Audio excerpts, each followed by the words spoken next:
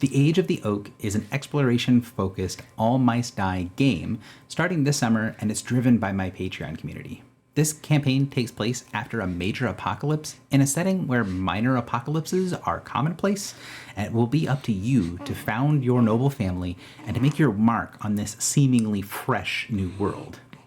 This game has a very specific focus, and I want to talk about that a little bit in the upcoming Mondays, just to make sure that the people who join and sign up for the game are the ones that are going to be getting the most out of it. Their expectations are as close to met as we can possibly do.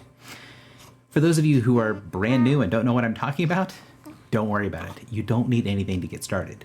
What you'll do is you'll sit down with me or one of the other creators of the game and roll up your characters. Once you have your characters rolled up, we will figure out what classes they can be, and you can read those classes and figure out those elements to work as you go along. You control a family, a stable of characters, so you don't have to feel like you have to make your character perfect the first time. You're gonna learn and evolve as you go along.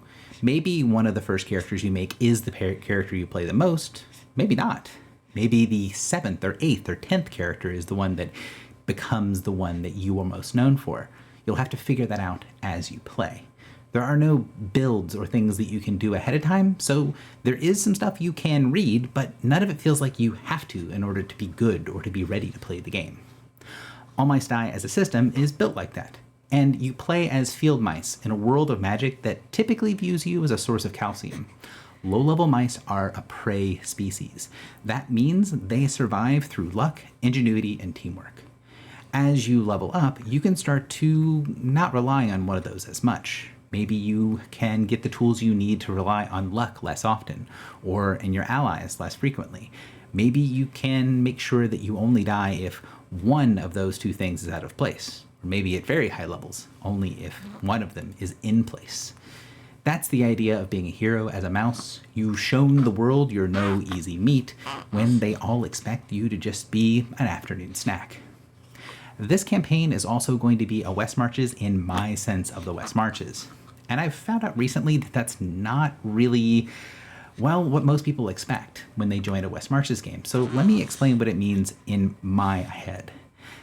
It means that you can sign up to play when you're free, but there's no pressure to play every week if life gets in the way. It means that the world is a series of interlocking mysteries that you have to pull on and uncover as you explore outward.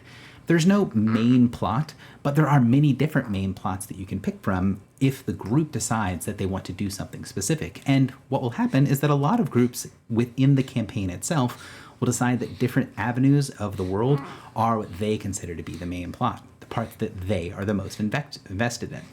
It also means that there are random encounters, but there's no pointless encounters because everything is working with each other as a community. It's not just one group playing in isolation, it's many different groups all working together and doing things that affect the entire campaign. It also means that if you're the kind of player who likes to explore, to take notes, to work with your friends and allies, to pursue your own agendas, you're going to be one of the people that's going to get the most out of this game. Don't get me wrong, there's always room for people who just want to take advantage of the West Marches style and sit down and play when they have free evenings. It's kind of an easy way to play in a world where there's so many constraints on an adult's time. So you'll still be able to play if you don't want to dig into it whole hog, but if you are someone that likes to tinker with the mysteries, you're going to have a little bit more fun here. That's kind of what I've learned in my 30 years as a dungeon master. My players tell me that they get the most fun out of things when they're working with each other and picking at the mysteries of the world, digging into the background and seeing what's there. There's going to be 6 starting classes that correspond to the typical D&D stats, plus the classes that were unlocked by the iconic players from last campaign. For those that played in Campaign 5 last year, this is going to be a bit of a different experience. Rather than unlocking a couple of classes over the course of the entire campaign, we're going to be unlocking classes pretty quickly over the first few months and then have a long tail of unlocking the rest as we go. Now, what about this setting and these apocalypses? All mice know magic dies every winter and is reborn, transformed every spring. The fact that mice can read and write, they can talk and cast spells, that's all magic. That means for 3 months of every year, all mice are normal field mice. That is a level of horror in the campaign and a level of disruption of society that's really difficult to fathom. In those 3 months, there's no society, no community, no culture. This means that is the minor apocalypse, and it happens every year. Now, what only some mice know is that while magic is reborn in the spring, it's not reborn every spring. How does that work, and why does it matter? Well, a mouse typically lives for about 2 years, which means they might see 2 winters and have 6 months of their very short lives as normal animals. When winter comes, many mice will die, but some of those mice with memories of the fall, they'll survive in the spring. They create a sort of disjointed cultural connective tissue between last year and this year, even if it is frayed and haphazard, so that their society can evolve and progress. When magic dies for multiple years, however, no mouse whose mind darkens in the fall will reawaken with the light of spring. The long winter defines the end of an age from the perspective of the mice because no mice will be alive that remember it. But there's more than just mice in this world. There are other creatures that live for many years.